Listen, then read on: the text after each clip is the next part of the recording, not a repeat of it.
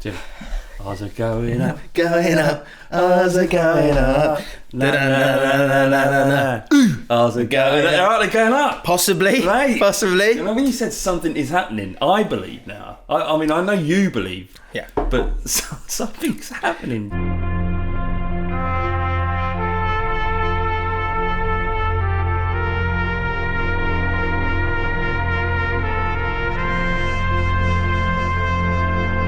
Bere Eze is taking the piss. So, you know Windy, Chris Miller. Windy, famous around in the Tottenham scenes. Some like him, some hate him. He's basically saying the player we need to get next season is Eze. To get you the title, to get you that elusive trophy? No, he's right. To return Tottenham to the kind of young British sort of, he is British, isn't he? Probably. Yeah. Player that's gonna be receptive to Pochettino's ideas and maybe get 20 sub appearances a season. That's the dream that's available. He is quality. Is he? He's so good. The only thing I'm worried about, I don't really want to big him up that much. Is he tricksy or is he ball playing? Or he's like it's hips. It's pure hips. It's just like, where am I going? You don't even know where I'm going. How old is he? He's he plays for the under-21s, England under-21s. Right, and has he got has he developed his man body yet? Yeah, he's certainly got a man body. He's got lovely little dreads as well, like little ones like Trevor Sinclair, Rufus Brevett ones. Not Tyrone Mings style. Better. So a little bit longer. He's got all the money in the world. He could have a better haircut than the one he's got. Yeah, and he's gone with like a... Can we criticise? We could have to criticise Tyrone Mings because he's had a couple of bad weeks, hasn't he? A couple of bad weeks. Well, good weeks, but suffered a lot, hasn't he, because of all the racism. Yeah, although I thought he was... Well, he suffered it, but he was exemplary, wasn't he? And he called it out, and then he was incredible. The interview afterwards, I had a little man crush on him after that. Yeah. I can understand why the Aston Villa fans are feeling the same, because the way he speaks as well. It's really fit. And he's got a... He's been desperately unlucky with injury, so he's got that as well. And he started, I think he was like an estate agent or something.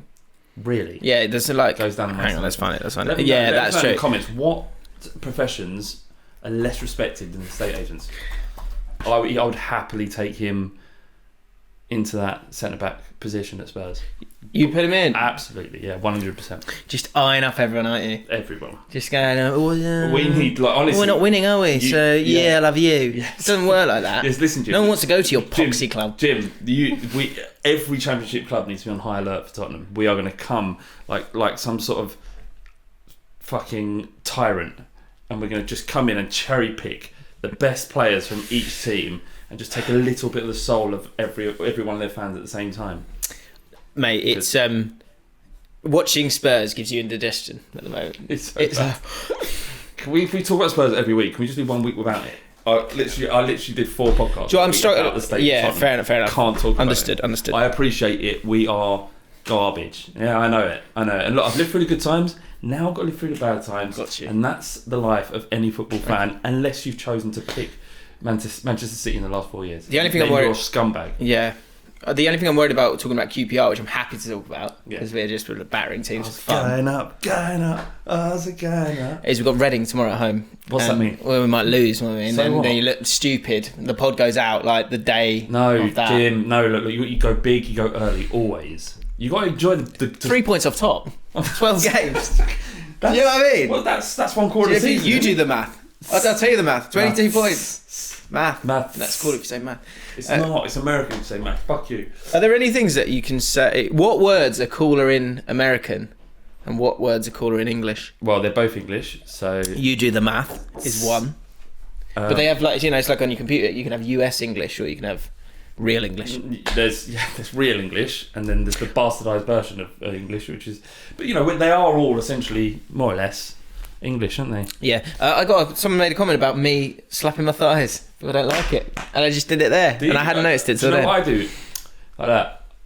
I tut before I. Spurs fan, mate. No, very good. What this? What on earth is that? Hang on, let me move this computer out to the side. That is that what people have been looking at? What we've been recording? This. What on earth is that? That's fantastic. Where'd you get one of those? This is my brother is amongst many things a clothes designer. He's a triple threat, isn't he? Oh mate, he's got everything. Acting, music. You wrote a play that went to Broadway, off Broadway. Wow, There's a difference. Broadway's a word that's better American. We don't really. When have you say it's rubbish. Crouch End Broadway or Broadway. Better, isn't it? Yeah, he started producing his own T-shirt range, and he gave me this, and I thought, what a lovely thing for me to do for my little brother. Yeah. But to display it to our. How many fans have we got? Do you think? Loads. Few with the spoons this week. We'll come to that. Yep. I haven't got that in the running, but yeah, absolutely. Yeah, a little bit. That feels like a movement. Like six people with spoons. Wow, impressive. And various. Someone hid behind a spoon, which I didn't like. That could have been a photo of anybody. Well, actually, we will have an update on Bagel Guy later on. BDA, we've got a new bit, which is really just a slight morph on an old bit. We're going to talk about Man United, VAR and all that stuff, so stick around. But what a great shirt. Right, it's a lovely shirt. Nice. Basically, so what each one of these T-shirts are unique. There is no one design. He hand paints them all. Wow. And you can get one. You can cop one for 25 quid. All you have to do is email him at shopsicksissy. Right, Sick Sissy is the brand. Shopsicksissy@gmail.com. Put a link in the description. Yeah, excellent. Thank you, Jimbo. With your size. So if you're a big guy, extra large, extra large, or if you're a little guy, depending on how big you are. Small. Well, didn't need to do that. Okay. Yeah, each one's completely unique, and yeah, if you like classy T-shirts, That's good because I tell you, there's nothing worse than.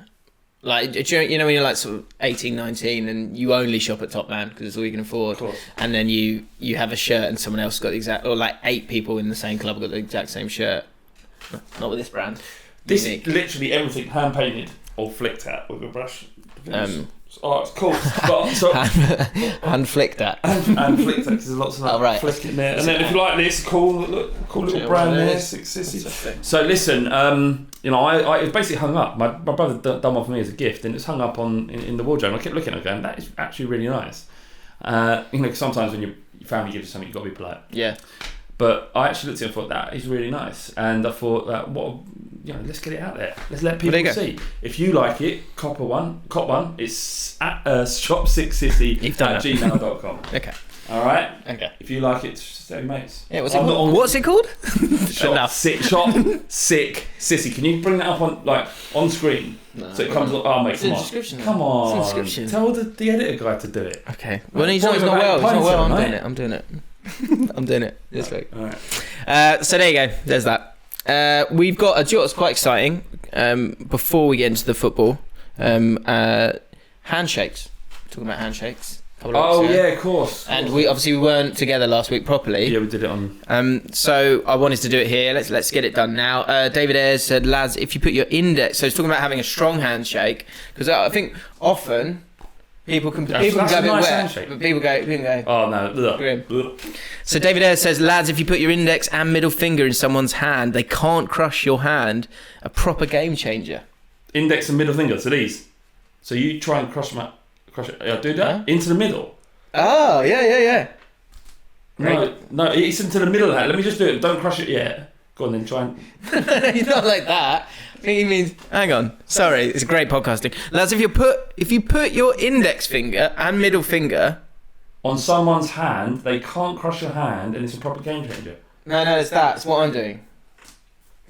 Oh yeah, I get that. No one shakes a hand like that. It's bizarre. I don't know if people can even see this. Yeah. No. So put your finger there. Just do that.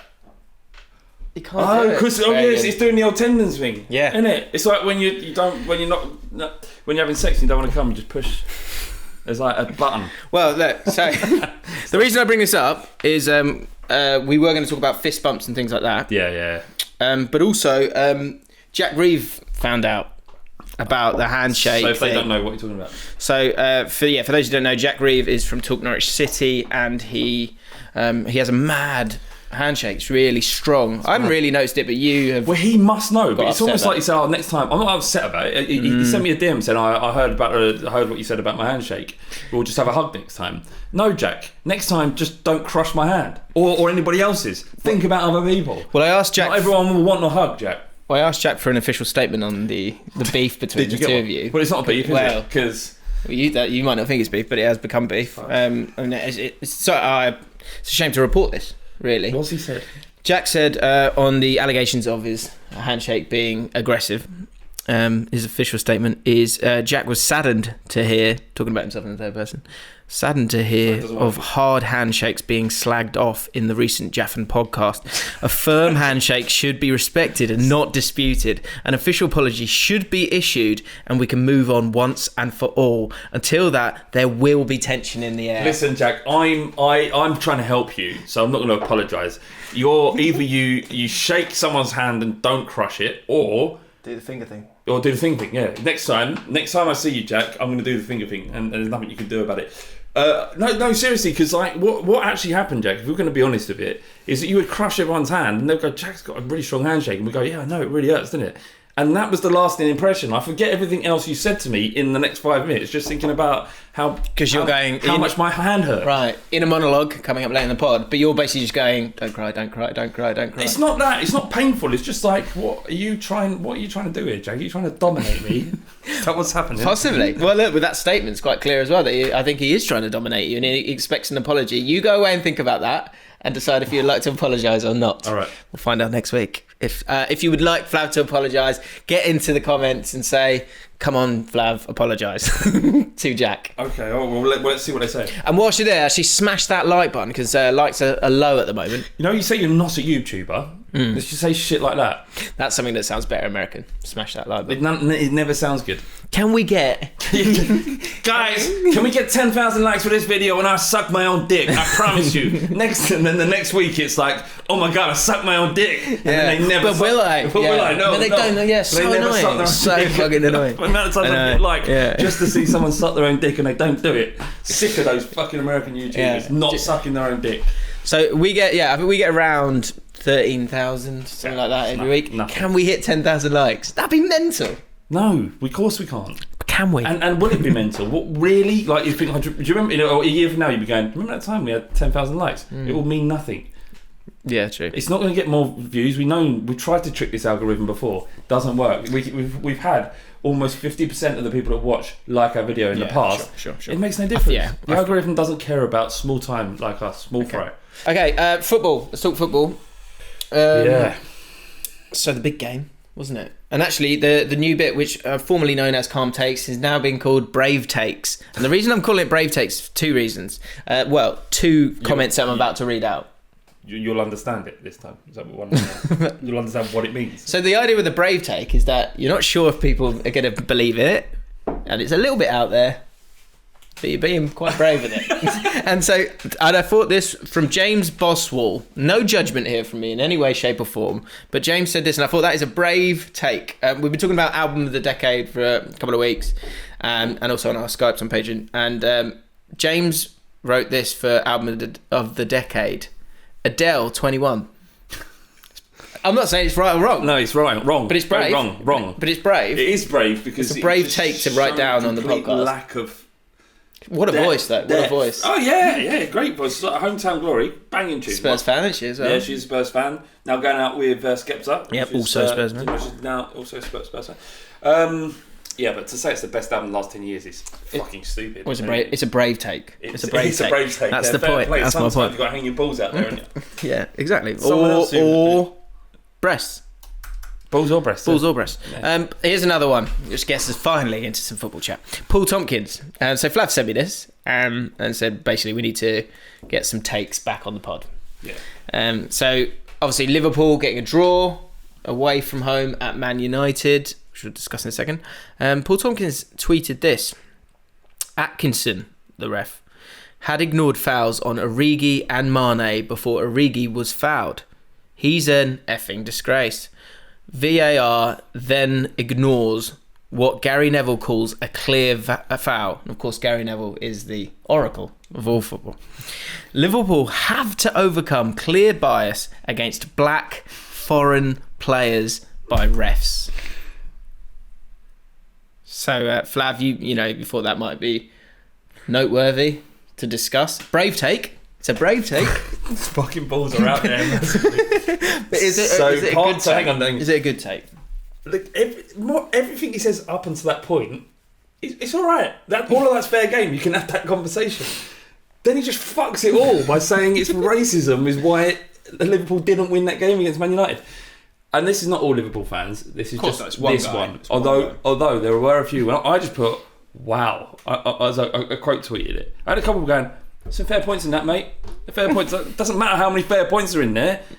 He's clearly like you're negating the good points. So now the reason, according to this guy, the reason why Liverpool didn't beat Man United is because they're racism. Because of racism. I mean, you know, a lot of people. Liverpool fans are the butt of some jokes amongst other fans because of how desperate they are for their team to win, and how much of a distance there is between their fan base and the rest of the others, and how they support their teams. Right? They're just a little bit more fervent and a little bit more. You know, Liverpool is the be all and end all, and it's part of the reason why they have been such a successful football club. Yeah, but this is too far. This is too much, Jim. Like, racism's got nothing to do with it, and actually, it spits in the face of actual conversations about racism that have been happening in football at the moment. And this guy, I mean, he's verified, so he must have done something substantial with his life. Yeah. Let's actually. Would you like to have that conversation? I'd love to understand where he was coming from in a time where we're actually making some steps towards removing, as much as you can do, racism from football. Would he use such a tiny talking point to add on to this racism row? So what are you doing, you fucking dickhead? Like, you've got people monkey noises. Yeah, and literally in the same week. In the same week, this guy, and he probably had a beer and he was upset, and that's it. But you drew a game. And you can't jump to that. No, you can't jump to that. Not helping anything. Do you know what? But they don't care. But he doesn't care because I'm sure he was defensive of Suarez. It's an actual racist. And Suarez. Can I make a point? Well, can I finish making mine? Sorry, yeah, okay. I'm presuming by this that he would have that he's most offensive about Liverpool, and that when Suarez is an actual racist, a lot of Liverpool fans did defend him.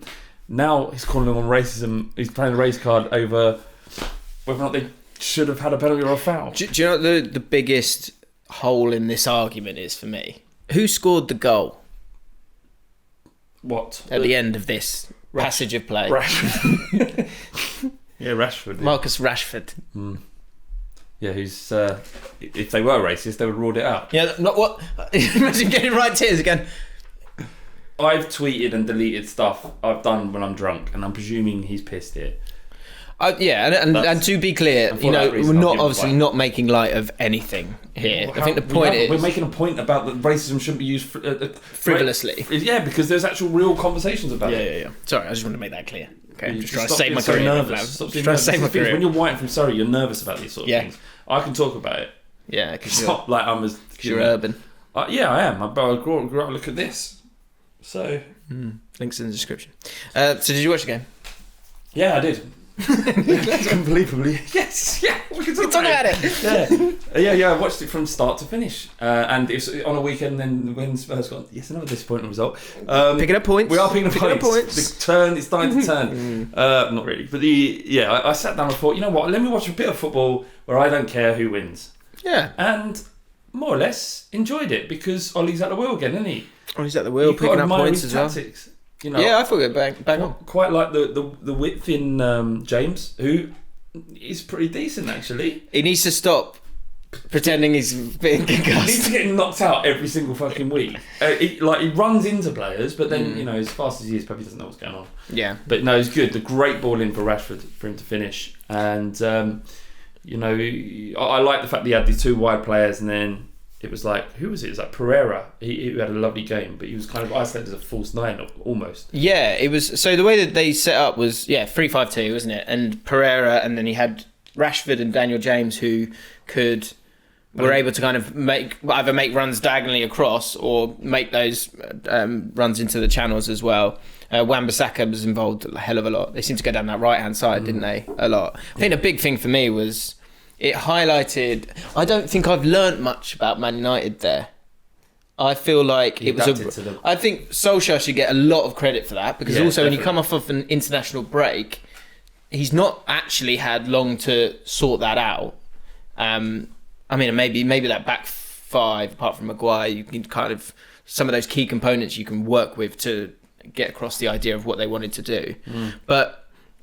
Actually, Norwich this weekend is actually more of a telling game. Yeah, because can he get a convincing win? It's what he needs, definitely. Yeah, and I thought that it was one of those where with Liverpool, it highlights, and we've seen it a lot this season with different teams, but it really highlighted the power of a player, and not just in how they play in that game, but the concern that player creates for the rest of the team. So what I mean by that is De Bruyne for Man City, when he's not in, it's such a big thing that everyone doesn't have to worry about. It allows you to focus on other things and also gives you that little bit of belief as well.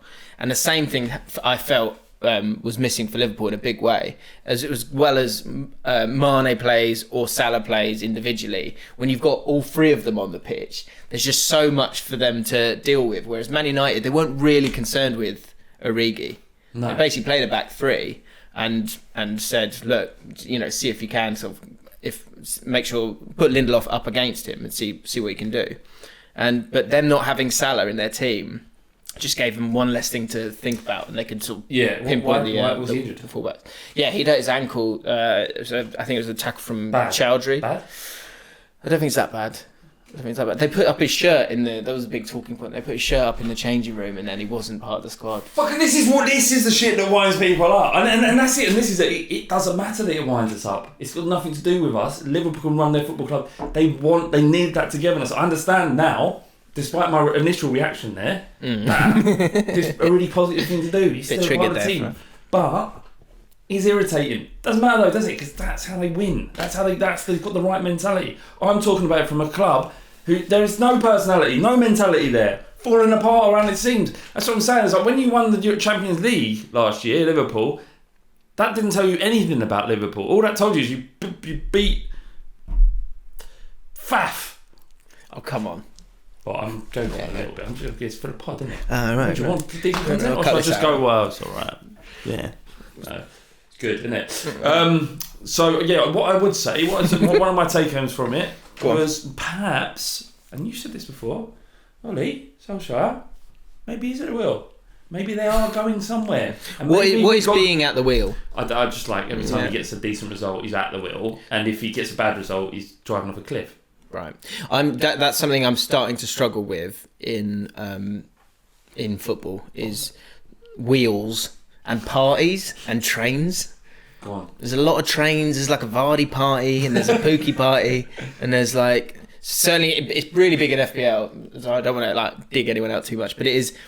But basically, you have to dress up, transferring in a player or not transferring in a player. So some people like to get on the Vardy party or the Pookie party or I'm on the Trent Alexander-Arnold train. It's like, but like the wheel is. But the wheel's another one. I can understand that because it's like there are players that everyone needs in their team, and then there's a new one emerges. You can understand the FPL that it would be new trains to get on all the time. Yeah, or get off and new stations to go to. Yeah, absolutely. And it means Dawlish, lovely station, lovely Dawlish. Wow. Pookie, how's he? Do you want to talk about your tweets? Is he still? What have I done? We'll get when comes out later.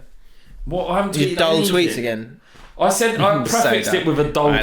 Let's do it, and then we'll go back. But that means. Do you want that? I'm actually disappointed that you put. I know this is a dull tweet. That means I'm in your head. You are in my head, and I was thinking about this earlier because I did another one. You admit it on the way in. Right, let's have a look at your tweets. Recent tweets. See what we've got here. Wow, which we were talking about. That Can you talk? Go upwards. Okay. This one fucks me off.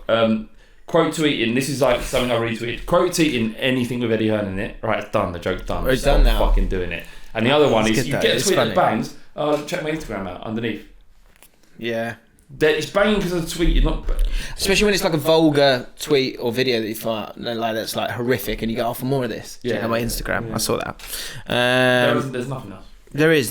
Where's the dull tweet? Where's that? Like that one. Dull tweet. Like Frankie, in a little amateur. 86 likes that one.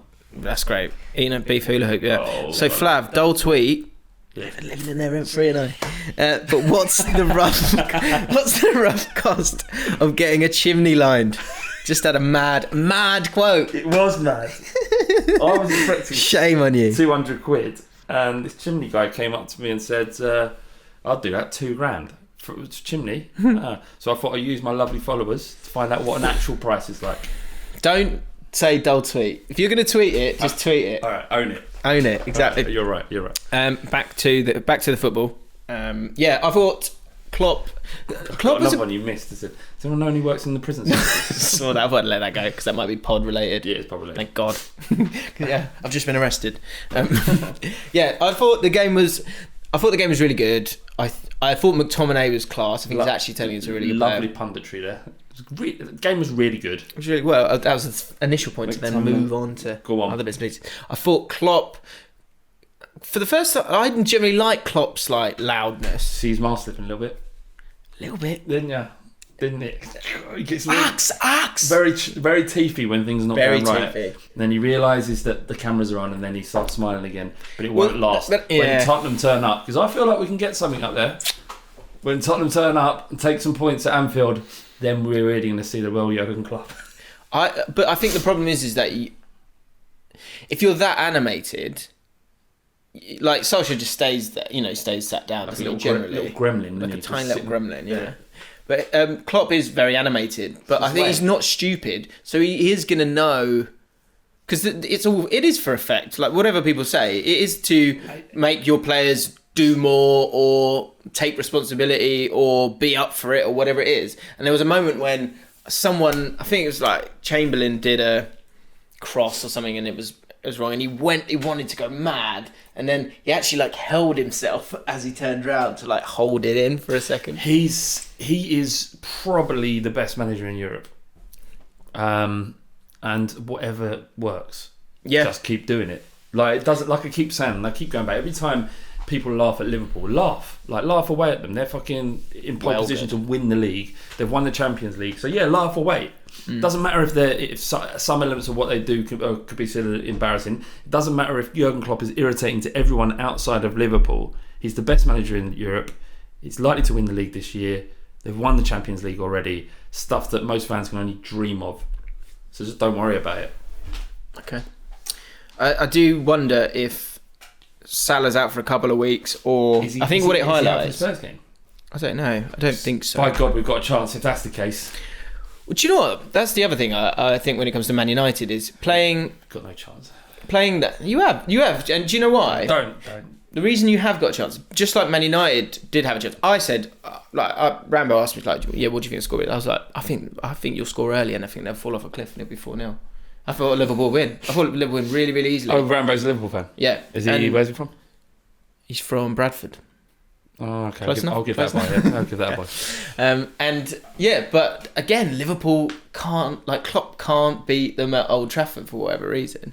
But so the same goes for Spurs or any team, and especially those top 6 teams, because most times the storyline and the pressure is on you to break down the opposition. Yeah. And I think generally it's easier to stop someone than it is to break them down. Yeah. And that's what you're struggling with at the moment. But the game against Liverpool, you'll be playing against a team where you're the underdog, but at the exact same time, if they haven't got Salah back, they're not as good.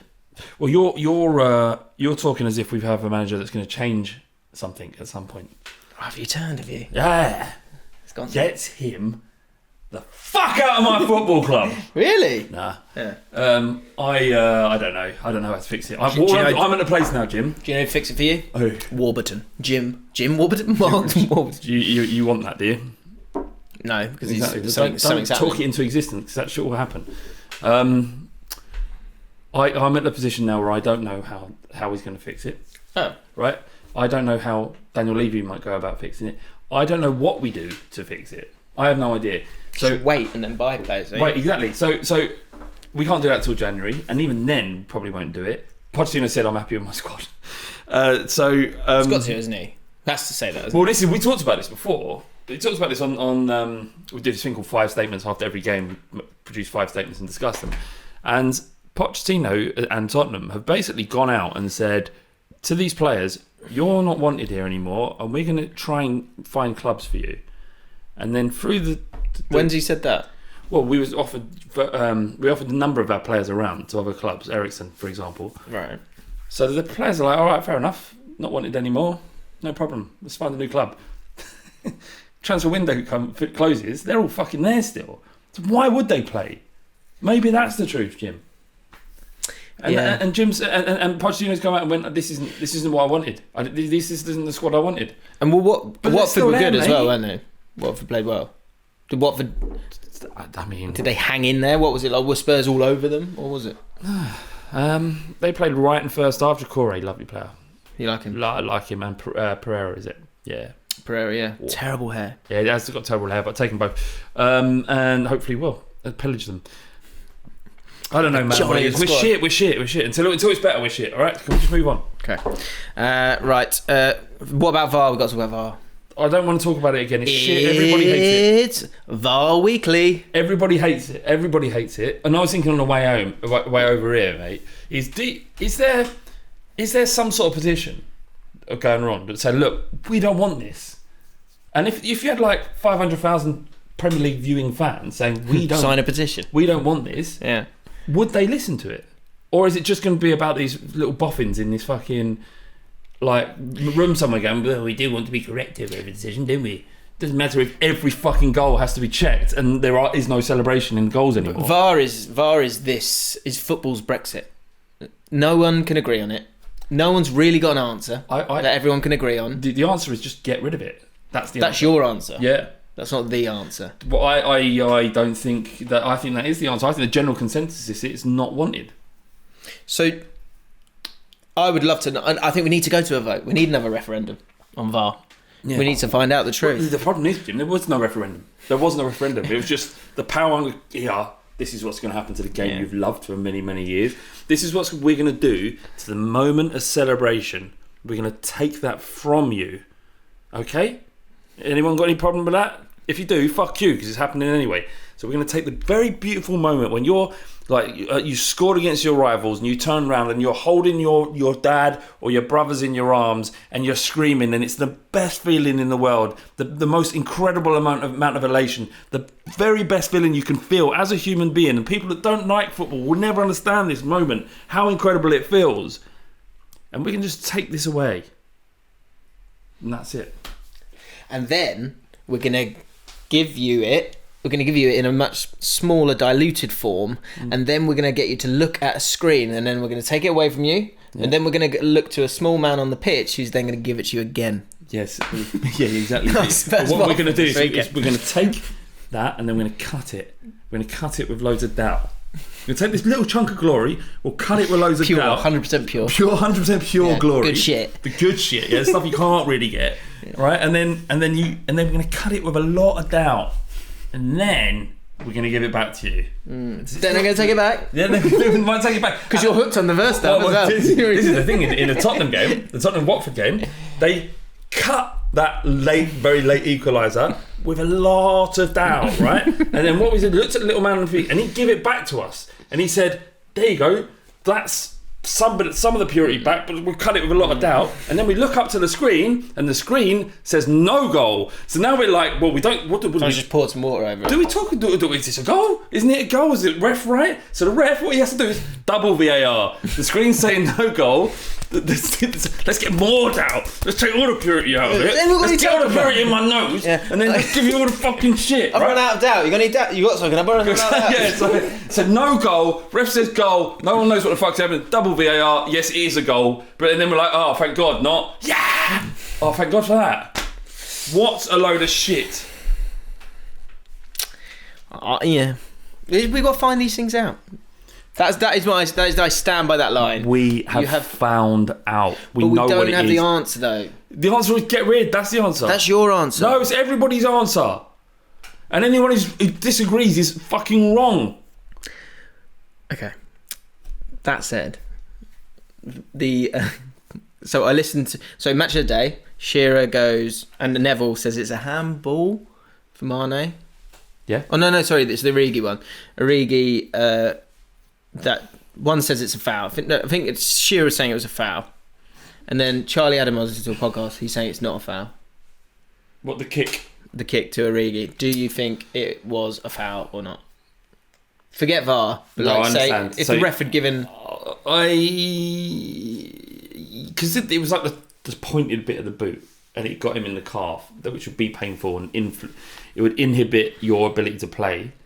Then it should be a foul. So this is where I'm at with VAR at the moment. And as I say, I mean, we need VAR. But so the problem you've got. Mane's goal should have been good. You've got so many different opinions on if that's a foul or not, and technically it can be a foul. Yeah, but the point is that it's subjective, and I think what we're learning here with football, more so than ever, which we probably did know before, but it is so. I don't think you can make clear-cut rules. You can continue to try, and you shouldn't, because that's going to help. But either interpretation of the laws is going to make it always subjective, and you can either leave. So, because I would go, so if you didn't have VAR and that goal had been scored, people would have gone, oh, he was fouled just before that, and they would let it go. Yeah, it's becoming a bigger thing, and that's the difficulty. Like that goal last season, if it had stood, it wouldn't even be a discussion. Yeah, like it might be so there was a foul on him, but it's and because of VAR, wasn't there to go, well, it was quite soft anyway. You know, technically it might have been a foul, but it wouldn't have really been a massive play to the whistle. Play to the but whistle. You don't play to the whistle. Play to the whistle. Well, yeah. Play beyond the whistle. I'll give you another example. A lot of people wouldn't have seen this because it was a 3 p.m. stream, but Vertonghen, the penalty. You saw it. Yeah, it was on match today. Yeah, that was a penalty. Yeah, 100%. Yeah, 100 times out of 100, it was a penalty. VAR it 4 times and said no penalty. What's the point? Well, if you're going to take this shit away from us, at least get it right. Yeah. But that's my point. I don't think such an easy one they got wrong. So what's the fucking point? But I think that's the difficulty. Is you can't get it right or wrong because you can argue it to death because it's subjective. No one looks at that and says not a penalty, Jim. But I'm sure someone. Well, VAR did.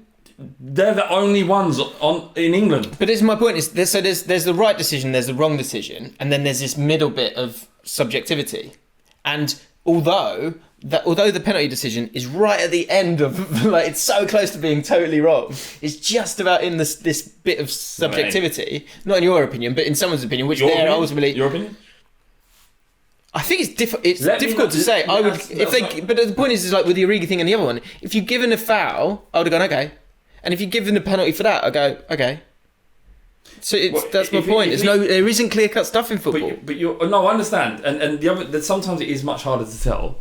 But the Vertonghen one wasn't. It was 100% pen. Yeah. So I don't know. Like, but I don't care. Like, I wouldn't mind if it didn't check every single goal goes in, so that you'll never have that explosion of joy again unless they change the system. And that's my only bugbear with it. Really, I don't give a shit about all the other stuff. Contentious decisions. Just don't take every single fucking goal we score away from us. Asked you guys for some tweets. Let's move on from VAR. Yeah. Leroy _THFC. With Halloween around the corner, you could be a producer here, Lee. I like this. With Halloween around the corner, what are some of the most shocking haircuts, challenges, and refereeing calls you've seen in the Premier League era? You go back into the 90s, and they're all terrible haircuts. Can't think of the style through the years. I think is a really interesting thing in football. All you go back, shorts in particular. Yeah, sometimes they're massive. So let's start in the 80s, mid 80s. Yeah. Mental. John Barnes. They were like hot knickers, hot pants. Yeah, just like these tiny little shorts and all leg. Yeah, I didn't like it. They weren't my cup of tea. I mean, but I can understand why freedom. If you were a footballer at the time and you've got some fantastic thighs on you, you'd want to get them out. What would you? Imagine doing it on Boxing Day. Well, I should pop these on. Go out there, it'd be freezing. What was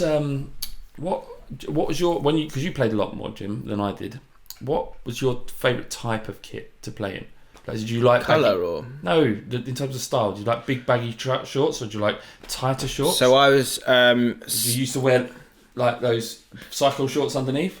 Yeah, so I did wear cycle shorts a lot, but I did also. I got to a point where I think I saw a video of me in a cup final or something, and I had shorts on, and I had. Do you remember John Terry sort of socks where it would almost be over your knee? Yeah, so Terry and Reid did that as well. Yeah, that's really comfortable. When I played five-a-side, I used to do that. Yeah, it's just a comfort thing. Yeah, but for me, it was pure vanity of how I sort of when I looked down, what I kind of saw. Yeah, or what I had in my head. It was all very, very important. So shorts for me. I then realised. I didn't want to wear cycling shorts, and I wanted the shorts to be basically a little bit above my, showing a bit of thigh. Yeah. Basically, just because as a short bloke, I was trying to make myself look longer. Right. So that was a big thing. So you say about vanity, but that makes complete sense to me. You're playing football. You need to feel as comfortable and confident as possible in order to deliver. Yeah, totally. It's like why the best boxers in the world often have the most flamboyant gloves or dress. They'll have some sort of name across their belt which differentiates between them, and that's why Mike Tyson was such a bad motherfucker, because he never had any of that shit.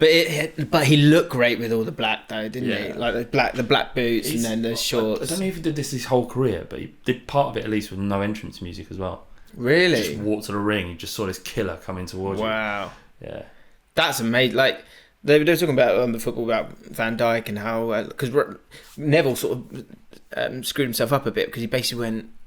Rashford didn't make a run or didn't go for it or something, and it was because he was up against Van Dijk apparently to Gary Neville. But then there was a ball in the channel, and they both went for it, and Rashford just stuck his body across him, kicked him out, and won it. Yeah, and you could see Neville was almost a bit shocked at it, and it kind of ruined the point that Neville had said that when you're playing someone like Van Dijk, you get this true respect. Yeah, if your reputation gets to a certain level, people don't even try certain things. Yeah, so and then it just elevates you. Yeah. And that's different. That fits with Mike Tyson in terms of the aura that he had. But there's so many players that like that, and that's what I mean about De Bruyne and Salah is that there's so much concern about them that you let them have the ball, which are the wrong decisions a lot of the time, and obviously at a lower level. Eze, you've seen it with Eze. Yeah, how much people are so scared of him. Yeah, so how much of football is played in the head rather than what you see. Massively. And the same with Mike Tyson. Van Dijk's an excellent one, and almost you have to applaud it when you get to a situation when you're in the head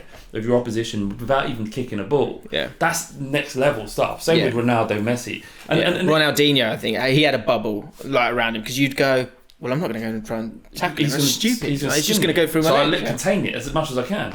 And I think that's the same thing with Van Dijk. It's just they have an aura about him, and he's in that space at the moment, and it needs to be broken. Not from a Liverpool fan's perspective, but from opponents. You got to break it. You got to make a mistake. I remember when with Spurs, and I'm sorry to always bring this back to Spurs. I imagine it's been irritating when people are listening, but it's my only real reference point. So that's all I got basically. Kane picked it up. I think it might have been Boxing Day, and we beat Southampton 4-0. And Van Dijk was at the centre of that defence, obviously, and Kane just destroyed him, the midfielder and Van Dijk. And it isn't the same Van Dijk now. He's obviously improved, but all defenders can be got at. So we've got to need. I think the Premier League needs to come together and break this aura around Van Dijk. He's one of the best defenders I've ever seen in the last year. But maybe I'm looking for it a little bit now. But even in the game, you look at all his good work as well. But there was a couple of little flicks and a little lazy bit of play. Like I think Matip's probably been better than him this season. He's right. He's really good, incredible. And playing next to him, you're going to be like he's a unit. So he has the physical attribute, doesn't he, Matip? But playing next to Van Dijk, as good as he is, he's going to learn a lot and look great. Yeah. But I would wear like white socks became a thing, like white sort of ankle socks underneath, just so that my feet looked right. And then also boots, I liked like Vapors, Mercurial, because it made my feet look thin, right? Which again I also liked. Weird, very strange. Yeah, but I imagine all footballers have these little quirks about them. Yeah, but so going for the year, that's what I say. Shorts in the 80s, really high. Okay, then you got into they probably got it about right in the sort of about 94. And then 96 to 2000, or maybe 99, they were really baggy. They got really baggy. Do you remember? I always think of Robbie Fowler in they had that sort of thick V-neck shirt. It was with it was looking like a cricket. Yeah, it looked like it was like woolen or something. Yeah, but he'd had really big shorts, and everyone's wearing big shorts. And then, but now they're doing this thing where they're almost like tucking in their shorts in. That's like a style that you see, like kids do that now, and in the park. Not kids like children, but like usually looking at kids in the park. Not really, but like occasionally, not like that. Not like looking at them. It's like, oh fuck, there's a kid, or a kid falls over. That's a kid, like that level. Not like fuck, there's a kid. Like that. Yeah. It's but they do that. They tuck it up. Or you see, wankers around the pool in Ibiza. All like tucking it up with that little man bag. What the fuck's that about? What's in it? Oh, I've got my phone in there. You don't need it. Put it in your pocket. Sunscreen. Sunscreen. It's all right. If you need it, Chuppa chup. it's really important. Chuppa chup. Yeah. So to answer your question, shocking haircuts. The one I thought of, and I tried to find on an image on Google, couldn't find it, was a player who played for QPR called Ben Walsh, who you wouldn't, no one would. And I searched for him. He played in 2002, 2003. There's no pictures of him. How many games did he play? Handful. 16. Okay. Anyway, there was sort of 2003, 2004, there was some awful haircuts where it was like people were doing this sort of like mohawk stuff. Yeah. And he was also dyeing it as well, and it was absolutely disgraceful. Beckham's known for some, like, being a bit of a trailblazer in the haircuts. His Mohican was fucking horrendous. Even at the time, you're looking, that's bold. The cornrows, at that time, I was like, whereas David. Dubious ground and racial appropriation there as well, yeah. Yeah. But he was national treasure, so... Yeah, exactly. Yeah. He's done his time, hasn't he? Because of because he got sent off in 98. Sarong, that was a fashion faux pas. But you're in that position, David Beckham's job is to stand out, is to be the talking point. So, there's no... Yeah, Attilo... Do you know what he's done, though? As he's got older, he's gone... he's just gone classic. Oh, he looks great. James D looks fantastic. He looks fantastic. Like he's looks the bollocks. He's definitely starting to have I was waiting for when he was, because he does wrinkles well, I think. Yeah, but I thought the day will come when he's going. No, he is. I think he's definitely having Botox. Happened to Brad Pitt, didn't it? It's just like he was gorgeous, like incredible looking man, and then suddenly it just went. So if you look at him in like Thelma and Louise, where he plays like a young star, wow, like absolute dreamboat. But in Babel, I can't remember which way, he's gone to seed somewhat. But then the what's the other one? The recent one with Leonardo DiCaprio. Still look good. Yeah, he had his top off. He's older. He's still got it. Still got it. Still looking. Still got it. Very lucky. How old is it? 50. I read something the other day. After about 37, your body starts to break down. Like the muscle starts to break down. So you'll find it hard to make muscle and retain it. And I've never had the muscle, and I'm like really gutted that I've kind of lost. Now's the time, mate. Yeah, no, this is. He's back, so he didn't fall over though. Yeah, now is the time. Right, home wins last week. Great response from this. I was pleased. I had a little mini victory with a home win domestically.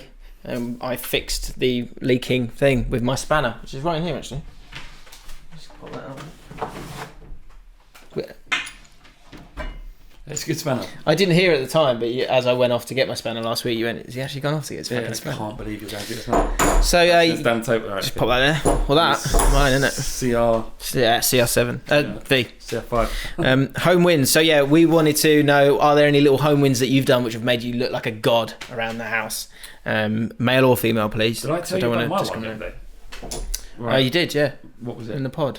What was it? It was a lot of jargon in there. Smashed the chicken's head in. Oh. Is that a home win? This would have been good for it.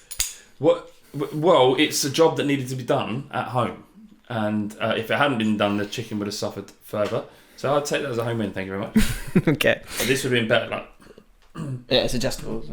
No, this would have been... This little thing would have been good for smashing its fucking head. Yeah, but you could have done it like this. Yeah, but it slowly crushed it in his head like that. That's sick in the end. Harsh. Although what I do, I'm living in... I've got 16 chickens now, and I'm living in daily fear of another one getting sick because it really traumatised me. Yeah, I bet. It's horrible. But what if I took this home? No, because that's mine. I'll dispatch it. Get your own spanner. Quickly. Anyway, yes, that said, what a spanner. I don't know what he meant by that. If I said to you, Jim, I've got a chicken that's poorly again, can I have this to smash its head in? But you would not give it to me. I'd go to B&Q. There's one around the corner. I'll drive you there. I'm really sick. It's got to be done right now. What? Yeah, so where are you calling me from? I'm not calling. I'm right in front. You're miles right away. now. I can't do that. You're better off just doing it yourself. I have it. Get a rock. I don't have the time to. I've got to get on the train, get home, and smash the chicken's head in. Right. Can I have your spanner? I'll go use. I say, well, if you're going to use anything, use the hammer. Can I take the hammer then? Yeah, you take the hammer. Don't take my spanner. All right, the spanner can stay then. This could be plenty good. If I had an hammer, I'd hammer in them. Right. Anyway, home wins. Shut up. I think we should hold this while we do the home wins. Home wins. What spanner? Not sure. Anyway, Rasengan or Rasenjan. That's a beefy spanner, James. Thank you. Euphemism or? No, I don't think so. It's beefy, isn't it? It's beefy. It's got a bit of weight to it. I like them. I like that. Personally, when I'm buying tools, No. I like something with a bit of weight, so now I can really wrench that round. Nate Young, proud of James for fixing his boiler, but that's an adjustable wrench, not a spanner. Shit, he's done us. Yes, right. It's a home win, but he scored an own goal there. He has. He's right. He's absolutely right. It's not a spanner. It's an adjustable wrench. Shit! He's so fucking right. I'll come around your fucking ass and put that in your skull, you. Hey? Oh, I'm just going to hurt myself. Sorry, I threatened him with this. Anyway. Right, so we've asked for yours. Get more in. And we've got a few this week, which is good. Some home wins. Lovely. They are lovely. Really lovely. You ready? Yeah. Josh Mann, home wins. I just read this and I went, yes. Go on, son. Go on, come on. That's what it is. That's so wherever you're listening to this, just say it to yourself. It can even be in a monologue. Just quietly say to yourself, go on, son. Yeah. Go on, son. Yes. Right, here we go. Home wins at the girlfriend's mum and dad's not long after moving in. Nobody could fix the kitchen tap. It was pissing all over the gaff. I hate when that happens. I'll just get water pissing everywhere. I go, have you got an adjustable wrench? You haven't? Hang on, I'll just get it out of the car. So I'll take it everywhere. Pissing all over the gaff. I bowl it. Actually, if you can write these in a Cockney accent, that'd be good for future weeks. I bowl in. A bowling from work, and the missus is like, oh, the kitchen tap. This is brilliant. The kitchen tap is leaking. So I'm like, step aside, sweetheart. I didn't realise he'd written it like this. Walk straight over to the tap and magically managed to tighten it up and fix it. Felt like a god. Go on, son. I like a little bit. The father-in-law would have been fuming. You're putting your dick in his daughter and basically his dick in his taps. Yeah, I hopefully, yeah. Like the mother-in-law will be looking at you going, that's a good point, because you used to be a man. Because the dad's either tried and exhausted it all and it's failed, and you've stepped in, or you've not let him even try yet, and you've gone. Step aside, granddad. Yeah, Colin. I've got this, and sort it out. Carl. Go and sit down, Carl. You sit down. Yeah, have a digestive. Yeah. Up. yeah. Can you shut your noise? Yeah. Shut your hole, you mug. I'll fix your tap. T. Dyer Westfield. I don't know that changing the pressure on the boiler was a masculine thing to do. Well, I mean, not masculine. I don't know. It's saying you're taking advantage of the situation. Yep. She won't know, will she? So you've got to go in there. Or he. I do it often, but I'm hopeless at that sort of stuff. I changed the fuse in a plug the other day too. Top alpha male me. Well, you're trying, didn't you? Yeah, get yourself out there and, fix something. Fix some stuff. On YouTube. If you can't figure something out, there's a lot of good help on YouTube. Yeah. My mate Ricky, you know Ricky. He listens to it, I think, as well. So Ricky has so many home wins. It's unreal. Does he? Yeah, he walks his house like a god. He saves fixed washing machines. Wow. He had a three-way dimmer switch in his hallway gym, and he rewired it. But that's different. No, that is not different. No, it's different. Don't take it away from him. No, it is different because he's good at it. That's different. It's not being good at it and sneaking your way through it. He wasn't always good at it. He wasn't. He used to be like us, Jim. Failures. Not you, because of this. Yeah. But he worked at it and bettered himself, and now his wife thinks he's very handy around the house. But the thing is, you've got to be careful. What? Because he becomes the guy. Don't be too handy. Yeah, my Ricky will come round. Don't be too handy. No, you got to keep some of it in the in the locker. Yeah, exactly. And if your partner then raves about you to other people, because that might happen. Yeah. When you're fixing things day and night, take it from me. Then quietly, another really good power play is to go, babes, I'd rather just don't. I don't want to, because Carl will get a bit. Yeah. If you're trying to get me on this job, she'll be like a little bit like. And I'd rather focus on our house before we move on to other stuff. Yeah, because she will be all over me. You don't want that, do you? Yeah, you don't need that. More of that later in the BDA. We had the cliffhanger last week. Did we? Do you remember that? Kind of. The guy. So the cliff. We'll talk about it. Ganraj neck cowies. Slap my thighs again. Sorry. No, you didn't. I didn't mean either. I'm in a student flat in Edinburgh. A boiler broke And when we told the letting agents, all they did in response was send us a link to a YouTube tutorial on how to fix it. Took 5 of us lads an hour, but we eventually figured it out. #home wins. Very good. That's probably illegal what they did, by the way. What, the letting agents? Yeah. Yeah, a bit lazy, very lazy. Final one, Thomas McGowan. This is a belter. When we first got together, my girlfriend came over to my house to cook. It's really difficult not to put the accent. Do it, it's better. We first got together, me and a girlfriend came over to my house to cook. She wanted to make a pasta dish. So she had brought over a load of ingredients, but had forgotten the actual pasta. What a mug. Nightmare. She didn't know at the time that I'm a big cook. And I said, not to worry, love, I'll just make some pasta. Wow. I proceeded to make some fresh pasta, and within 25 minutes had some perfect tagliatelle for her to use. That might as well have been magic to her. She had never seen anyone make pasta before. And I felt like the boss man all night. Love the pod. Keep it up, guys. That is 25 minutes and Russell love a bit of tagliatelle. Yeah, or I could knock up some tagliatelle for us if you do. Imagine that. You just like go around this bird's house. I've got no pasta. Don't worry about it. I'll make some fresh fucking pasta. So good, mate. What a ledge. Thomas McGowan. Let's know what happened after that, because you deserve all of the good things in the world. Very true.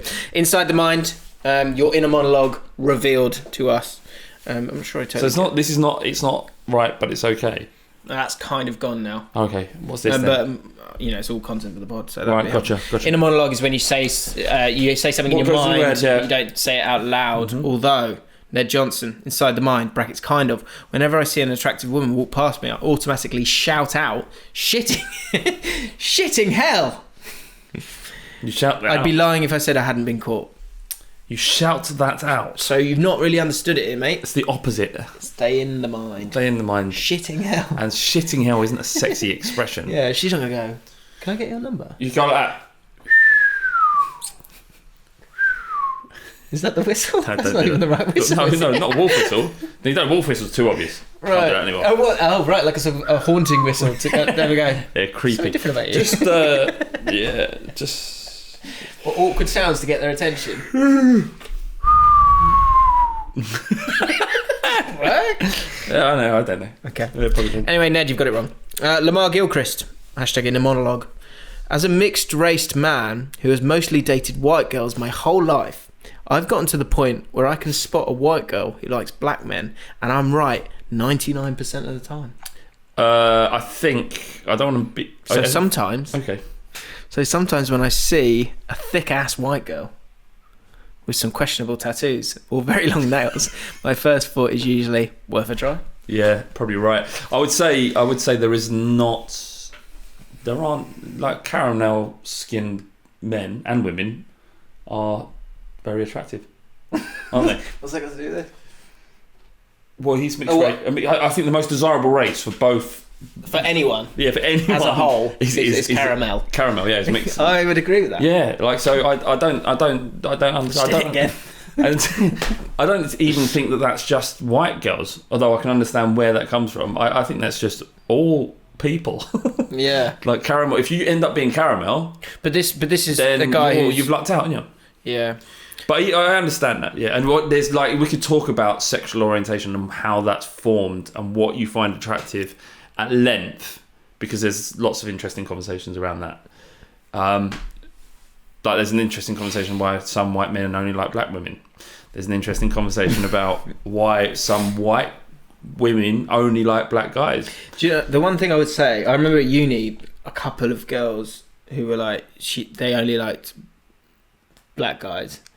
They sort of professed it a lot, like too much. It's like, no, like what you like. It's fine. Ram it down my throat. Yes. So even there. Yes. Yeah, just a little bit. But yeah, look, it shouldn't. You like what you like. You know, I couldn't. Big butts. Yeah, I don't think. Can't like it. What? It's a joke. I didn't know what he said. I can't. Yeah, a big boy. Big. I do that as well. I'm doing it. Big. Big bum's better than one that doesn't exist. It's great. No things you say at the football. Although last week we were saying about house. People saying be like Yeah, I careful saw your someone house. says It's that an Irish thing. in Ireland, yeah. It's an Irish thing. Yeah, well, it's I've never this heard is English football, isn't it? So just keep that in Ireland. Yeah, you still yeah. Mate, Pop down your Gaelic. I'm reading a fucking incredible book. Like, I we should do a little bit of book club, maybe. You don't read books, I do. I listen to audio. Well, that's fine. This is a book called In Sunshine or in Shadow. It's by a writer called Don McRae, who's famous for, he writes does an interview a week in The Guardian on Sunday, and has been doing that for years. He's done about 1,000 interviews. Wow. Anyway, the guys are... That's my dream. Yeah. He writes like 1,000 words each week, does an interview in The Guardian, but he writes books as well. And he's written the William Hill Sports Book of the Year twice. Now, because it has William Hill as a sponsor, it doesn't sound as good, but this is a prestigious thing. Each year, yeah. So he's won it twice. No one's ever won it third, and they think that this book he might get it third. I'm about 100 pages in, and it's a sports book. It's about boxing. It's about the troubles in Ireland in the 70s and 80s, and how boxing transcended the troubles to bring Catholics and Protestants together in order to kind of find some sort of peace in the mayhem that there was Northern Ireland, Belfast at the time. And I'm 100 pages in, and literally, if I wasn't doing this with you now, I'd be reading it. It's that good. Wow. So I recommend that highly. A real purge page turner. Yeah, but everything he writes is just such silk. He's just got the silk. Gift. Yeah, it's like just, you know, goes into your brain. You know, like when you put your hand on silk, yeah, it just feels smooth. That's what it's like to read. Beautiful. Interesting analogy. So yeah, things you say have gone. Shark news. This week's fact. First of all, Blake Newton, possibly a new bit. Let us know. Can we call it Shark Facts then? Or do you like Shark News? Shark Facts is fine. But Blake Newton, are you saying can we have some news of other animals rather than sharks? No, fuck off, Blake. Well, listen to something else, you prick. No way. Right. I was going to say... I'm not having anything else. Okay. What are we on? Fact 4? Yeah. Yeah. This is great because I find that stuff here. Oh, there we go. Did you know that because sharks very rarely get cancer, scientists study their cartilage in the hopes of finding a cure for the disease? I didn't know that specifically, so that's really interesting. I do know that there has been work on sharks to cure different ailments. You know that there's a Greenland shark that lives up. Someone sent me that. Go on, yeah, carry on. The Greenland shark lives up to... Should I stop or carry on? No, carry on. But between 400 and 500 years, right? They're blind because all of them have the same parasite in their eye. So they're all blind. And they don't reach sexual maturity till 150 years. Wow. These are fucking... I'm really sorry. Fucking dinosaurs. So someone sent me this on Instagram about the Greenland shark. Yeah.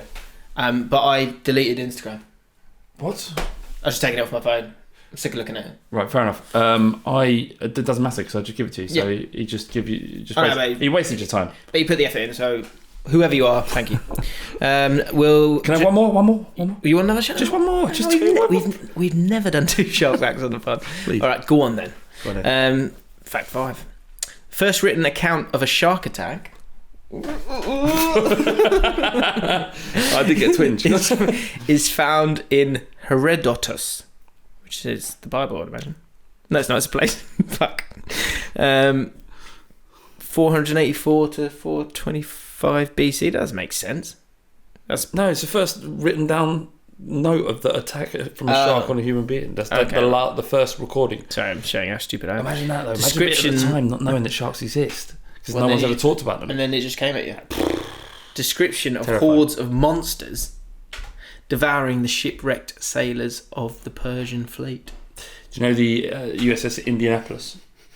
Do you know Jaws, the film? You've seen the film? Seen Jaws. You haven't seen Jaws? I told you that first week. You haven't seen Terrace House. Fuck that! This is a masterpiece.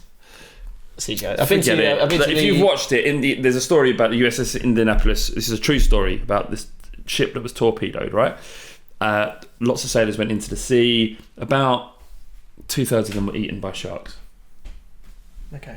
So in the film, there's this shot of the 3 barrels. You can't believe I watched it. It's so good. So I have been on. What are you doing in the middle of my story? So the sharks, they've harpooned these barrels to the shark, and the barrels are flying along, and the shark dips underneath it, and the barrels dip underneath the boat they're on. Right, 12 minutes it took the Indianapolis to sink.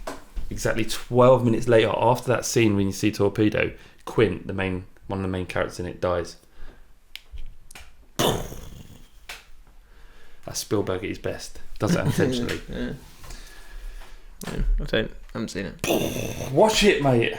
I don't want to watch it. Why don't you want to watch it? Give a fuck. What do you mean? I give a fuck about half the shit I watch on television. I watch fucking... But do you know what? I bet it's probably aged really badly. No, it hasn't. It's aged brilliantly. Like all I hear is people going, "Oh, stop stereotyping sharks," and now I'm supposed to go watch the thing that created all the stereotypes. That's true as well. What I was going to say is I went to Florida when I was 9, and I went on the Jaws ride. How was it? Scary? A bit scary. A little bit, I guess. Come out for a bit and then went. Rrr. Yeah, you're kind of waiting for 3,000 teeth they've got. You know that? What? Sharks. Well, they're kind of being produced and constantly on a rolling thing. They may produce 3,000 teeth during their lifespan. They haven't got 3,000 teeth in their head. Right, you've done me there. Yeah. Shark topping. Essentially like that. Right, and we finish off with BDA. Which you know what that is. I don't need to say it. Right, so last week we left it with a cliffhanger. And the story was that so a fella, his good friend had gone through a divorce and was now getting himself back out there. He'd been round their house with him and his new girlfriend, very fresh relationship. Yeah. And then he was too drunk, so he got put to bed, something like this. And then the girl put her hand on his knee, tried to kiss him, and said, "Do you want to stay?" And essentially have intercourse. So he was saying, first of all, he's happily married. So does he tell his wife about this? 2, does he tell his mate about this? Now, wait. Yeah. We've got different comments from different people. Big response from the community, so thank you for that. Papyrus said, to be honest, tell your wife and your mate. Imagine your mate, so don't react to any of this. Imagine your mate falls in love with this woman and he finds out the hard way when she cheats that she's dodgy. Be a good friend and do the right thing. It's not that easy, although it's not that easy. And tell your wife because she's your wife and won't be angry if anything. She'll appreciate you even more. But I'm not a married man, so maybe I'm not the best to speak on this topic. Alexis said this: tell your friend, don't tell your wife. It's a different view. Andy Gin says this: love the pod and could do with a... That's a different one, we're going to do that in a minute. And there was another one, basically someone else, which I can't find now. Damn. So everyone's basically given it every option. Yeah. So the cliffhanger worked. It's a tricky one. Flav, what do you think? The most adult thing is to tell everybody. And do you know what? Don't feel bad about being a grass or a snitch, right? Don't feel bad about that. Try not to say it with such a venom then. Yeah, because can you say it in a nice way? Don't be a snitch. Don't be bad about being a little snitch, grass. little grass. You know what I mean? Don't be like little snake, because like she's like men get a lot of bad rap. They get a bad rap, don't they? They're generally seen as kind of scum. Sure. And women hate them, and for good reason. I understand it. And it's times like this where you've got a man he's basically a fanny thrust into his face, practically, and he turned it down because he's married, and plus this is his bloke's girlfriend or woman he's seeing.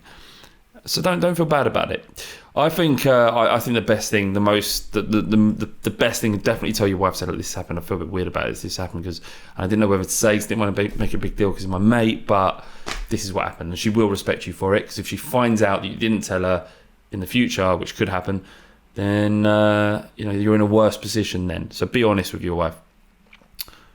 And then tell your mate for sure, because this girl is fucking bad news. She's gonna hurt him. Yeah. So hurt her first, not physically. No. So this is what I think. I think you tell your what. Just you went out and yeah. I thought about saying something. I was like, no. So this is what I would do. I would tell my wife, but not straight away.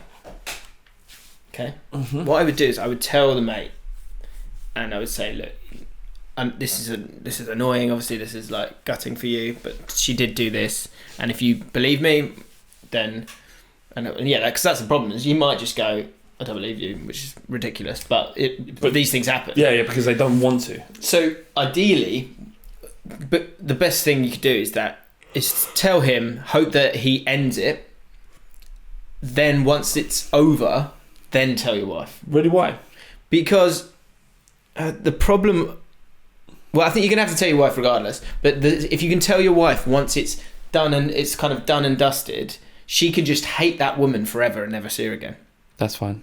The problem you've got is if you tell the mate and he goes, well, I really like her, I'm just going to stay with her.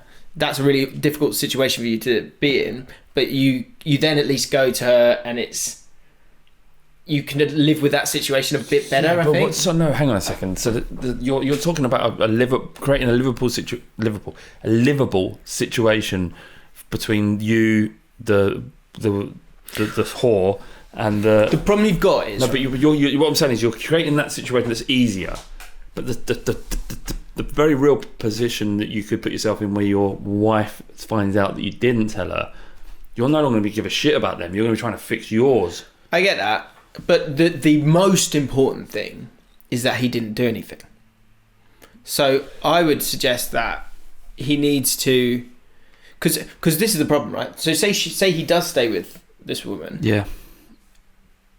So for me, he needs to tell his wife. It's when he tells his wife, to be clear. So straight away. That's save your bacon first, bro. But there's no bacon to be saved from his point of view. Yeah, there is. There'll be bacon that needs to be saved if he doesn't tell her soon.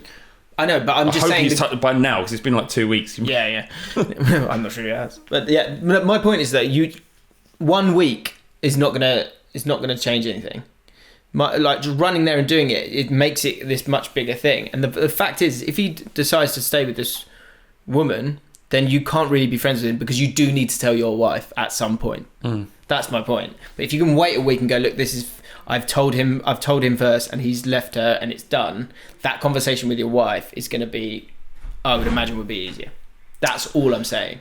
Yeah. You've got to tell both of them is the short answer. I think just protect yours and your relationship with your wife is much more important than the feelings of your friend first, but also this, make-believe situation where he stays with her. But you see that? I know, I do. I can imagine. Unfortunately. Tell your wife, I think. Okay.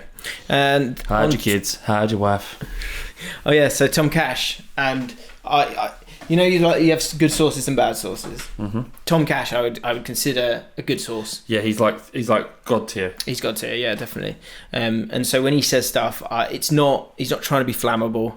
It's it's with good reason. And he said, I hate to say it, but Bagel Guy is a catfish. Yeah. And another Dottie Foster.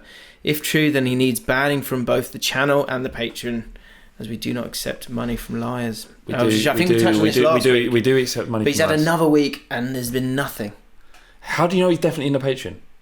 I don't know. I don't think he is. Well, because that's the point. And I'm gutted by that.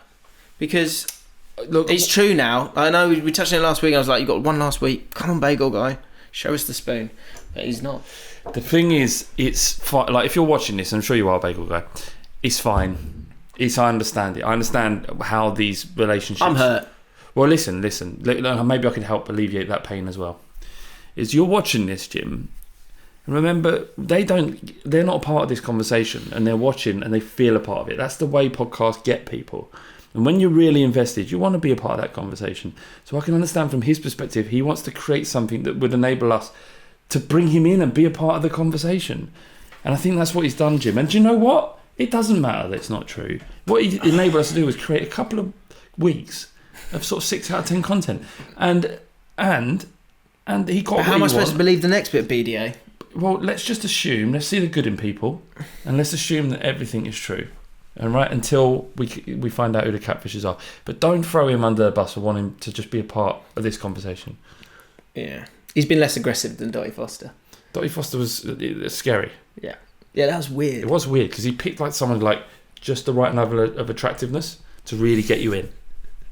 But Tanvir said, well, I'll just say she was a pretty girl. Do you know what I mean? Tanvir said, catfish straight away. Called it straight away. So But Bagel Guy, I believed in that. And do you know what's learning there is that I in my head I trusted the guy, not the girl. That's a shame.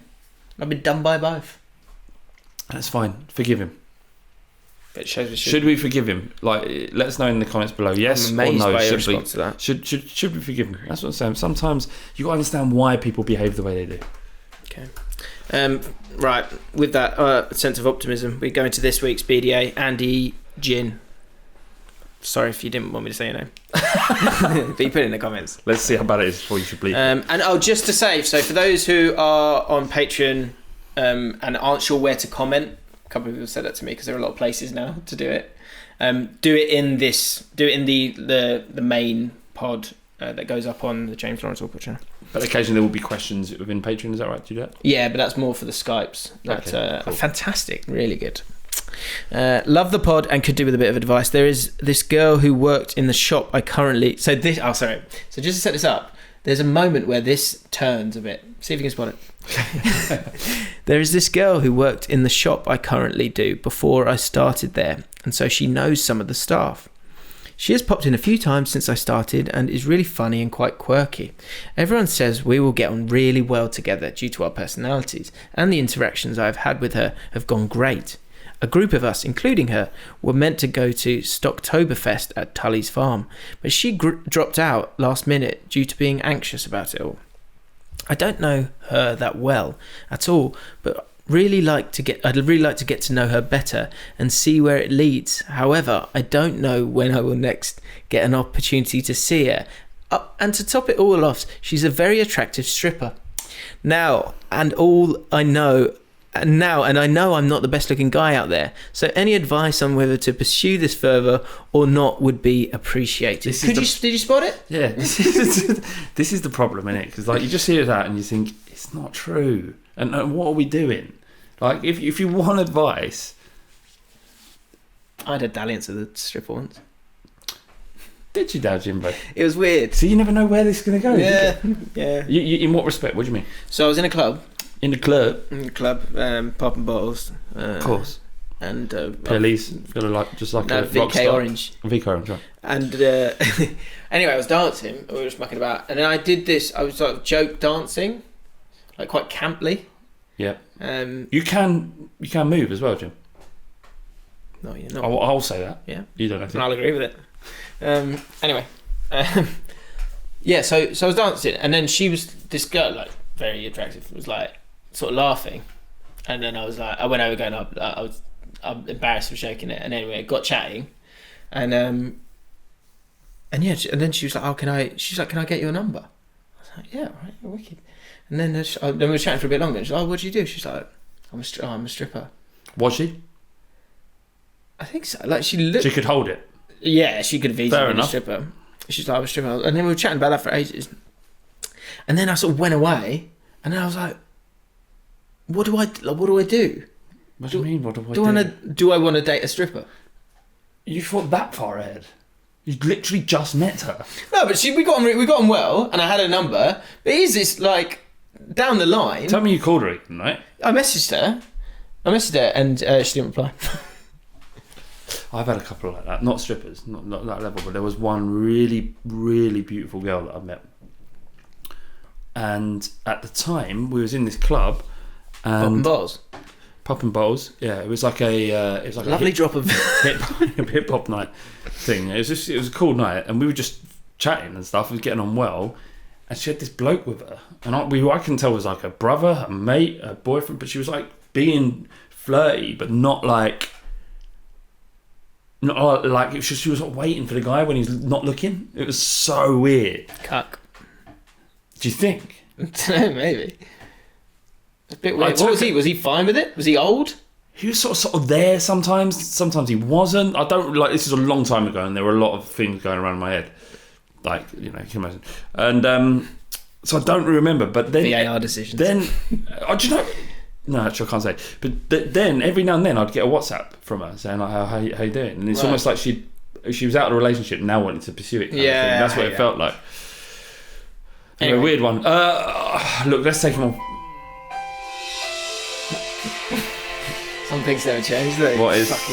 Who is it? No, it's her.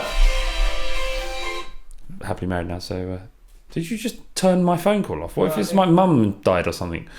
No, it just turned off. Yeah, there she is. Silhouette, but... let's just take it on face value that he works in a shoe shop and this bird's a stripper and she wants to sleep with him. What's his question? His question is like how... should he pursue it? Yeah, should he pursue it? And if so, how? So I would say I did actually, because it did go in my head. I was like, oh, we'd gotten really well. Like, she was really really good looking.